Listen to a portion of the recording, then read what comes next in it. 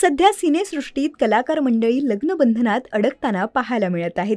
अभिनेत्री शिवानी सुर्वे आणि अभिनेता अजिंक्य ननावरे यांच्या विवाह सोहळ्यानंतर आता सगळ्यांचा लाडका दगडू म्हणजेच अभिनेता प्रथमेश परबही क्षितिजा घोसाळकर सोबत लग्नबंधनात अडकणार आहे. या दोघांच्या केळवणाच्या व्हिडिओने साऱ्यांचं लक्ष वेधून घेतलं. तर दोघंही लग्नाच्या तयारीला लागले आहेत.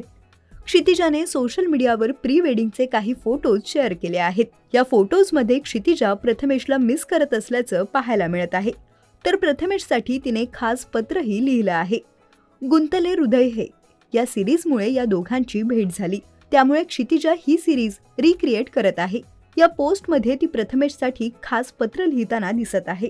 या पत्रामध्ये तिने म्हटलंय, मला माहीत आहे सध्या प्रमोशन आणि लग्नाच्या तयारीत फार व्यस्त आहेस, पण त्यातूनही वेळ काढून आवर्जून स्वतःला वेळ दे. यापुढे ती हे फोटोशूट का करत आहे हे तिने सांगितलंय.